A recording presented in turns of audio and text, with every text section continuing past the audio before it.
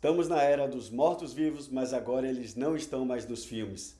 Eles acordam cedo, eles entregam resultados, eles estão sorrindo nas calls e principalmente eles estão exaustos quando chegam em casa. O zumbi é a metáfora perfeita para a sociedade do cansaço. O burnout não torna a pessoa fraca, ele torna a pessoa vazia. Eu sou o Dr. Vinícius Farani e seja bem-vindo ao meu canal.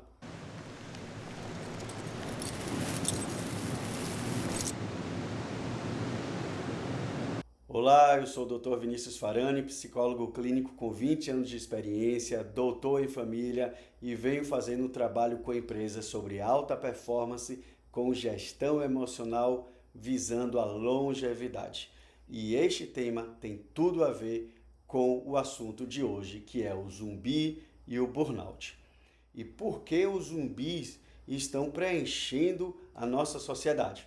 Essa simbologia do zumbi, né? Desde lá do Michael Jackson, nós vamos tendo uma crescente da presença dos zumbis em filmes como Walking Dead, Last of Us, Zumbilândia, até Game of Thrones, os zumbis apareceram. Então eles estão por todos os lugares. E por quê?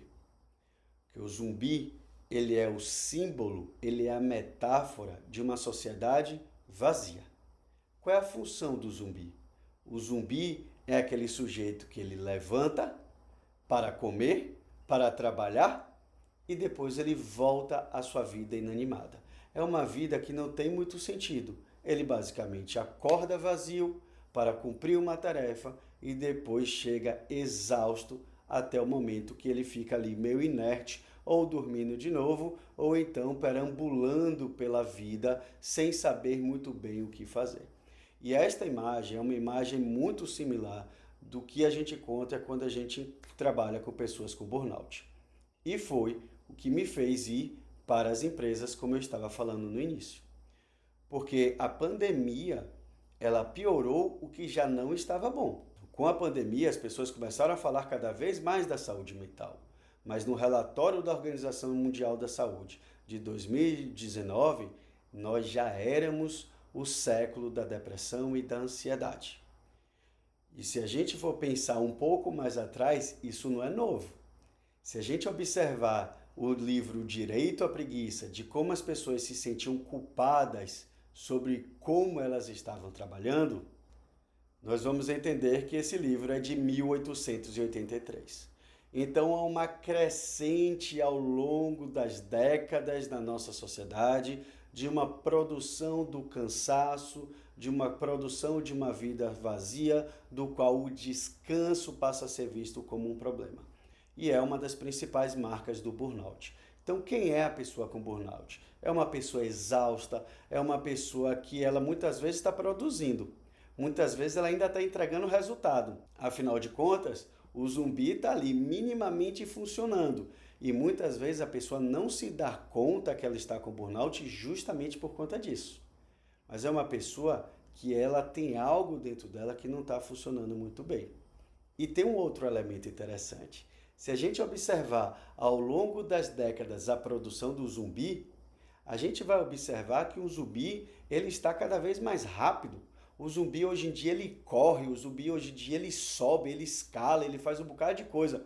Podemos dizer que o zumbi ele hoje é o zumbi com o chat GPT. É uma pessoa com burnout que utiliza as inteligências artificiais, ela continua produzindo, muitas vezes produzindo em alta velocidade, mas completamente exausta, numa vida sem sentido. E essa vida sem sentido do burnout vai aparecer principalmente no descanso que a pessoa não se permite no fim de semana, porque ela se sente culpada porque descansou, ela se sente culpada porque foi para o carnaval, ela se sente culpada porque está com os filhos, ela se sente culpada porque está namorando, inclusive. Porque o único objetivo dessa pessoa deveria ser produzir. Porque o trabalho dignifica o homem. E é claro que o trabalho dignifica o homem, né? Porque o trabalho, de alguma forma, vai dar sentido de vida, vai gerar um objetivo do que fazer com a sua existência, algo que seja produtivo. Mas não pode ser só isso. A sua vida não pode se resumir ao trabalho. Porque quando a gente vai trabalhar com empresas, é impressionante, ou com empresários aqui no consultório, né? Sejam eles, quando a gente fala empresários, as pessoas muitas vezes acham que é quem está em indústria, mas muitas vezes é um médico, muitas vezes é um advogado, é uma pessoa que está com uma produção, com a sua clínica, com o seu consultório que está funcionando muito bem, mas ele não sabe ser nada mais do que isso. E ele leva trabalho para casa e ele passa a madrugada trabalhando e na hora que ele para de trabalhar ele vai ter insônia. E aí vem as marcas do burnout, né? Insônia, irritabilidade, a perda de sentido de vida, perda de contato social. Quando chega o fim de semana, a única coisa que essa pessoa quer é poder descansar, é não ver ninguém, porque ela já está com a energia totalmente exaurida. Isso me faz, inclusive, me lembrar muito de Sêneca, o filósofo, que ele vai dizer que nós passamos o dia esperando a noite chegar e a noite com medo do dia amanhecer. Ou seja, a gente nunca está no presente. A gente está no trabalho pensando que trabalho chato, meu Deus do céu, mais um dia aqui. Aí a pessoa chega de noite e fala, ai meu Deus, amanhã o dia vai amanhecer, vai ter tudo de novo. É uma vida chata, é uma vida cansada, é uma vida pesada. E esta vida pesada vai pagar um preço muito alto com a sua saúde mental. Então é muito importante que a gente aprenda a lidar com isso, porque esta dificuldade que você está tendo não é só sua, faz parte de um cenário de uma época. O alemão ele tem uma expressão chamada Zeitgeist, o espírito da época.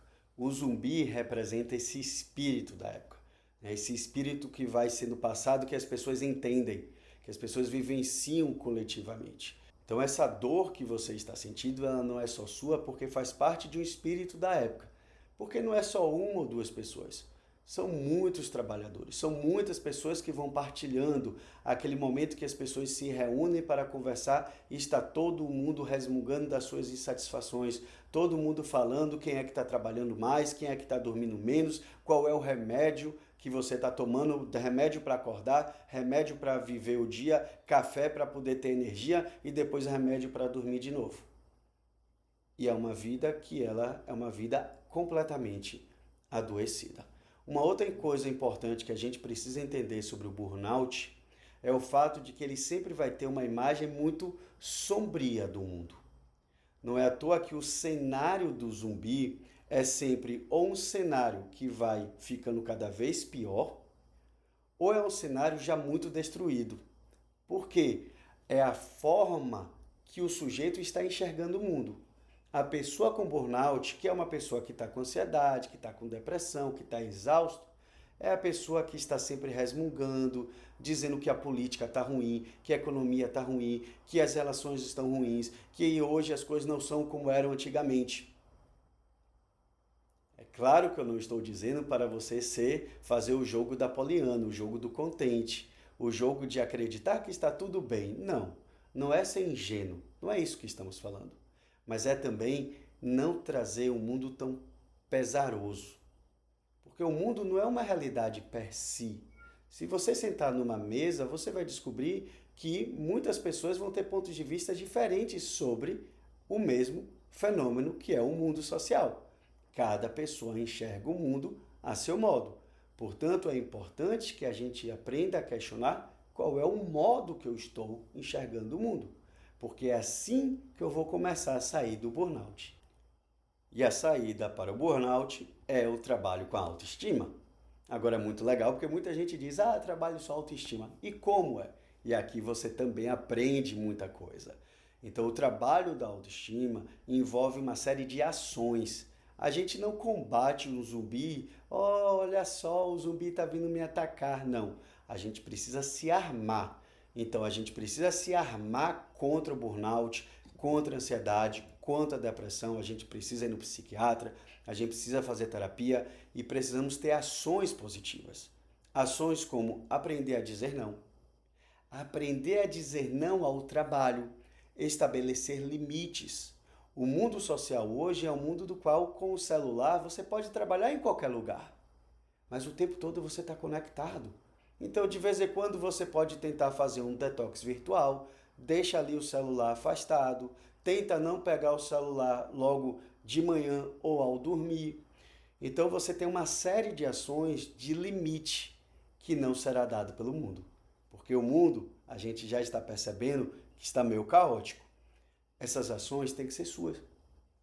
Você tem que aprender a estabelecer os limites para que você consiga fechar a porta do trabalho e abrir a porta de outras coisas fundamentais, como o seu autocuidado, seus relacionamentos amorosos, sua vida sexual, sua vida esportista, sua vida de turista e tantas outras coisas que você pode ser, que não seja apenas uma pessoa que levanta, que trabalha, que fica exausto e que volta a dormir, repetindo todo dia exatamente a mesma coisa.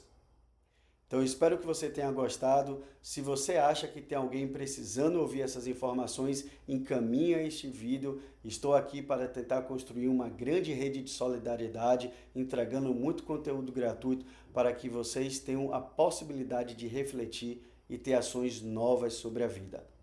Aproveita também e dá uma curtida, você sabe como o algoritmo funciona para que esse vídeo também seja entregue para outras pessoas e sabendo também que eu tenho um curso online sobre relacionamentos e 2 livros publicados também sobre relacionamentos, um deles inclusive sobre a relação casamento-trabalho. Vou deixar o link aqui embaixo. Espero que vocês tenham curtido. Nós teremos outros episódios, já tem vários episódios aqui gravados, sempre fazendo análises simbólicas de filmes, seriados, documentários, de assuntos da nossa cultura, para que a gente aprenda a ter uma vida ainda melhor ou para que, se você for profissional ou estudante, para que você ajude mais pessoas. Te encontro no próximo episódio.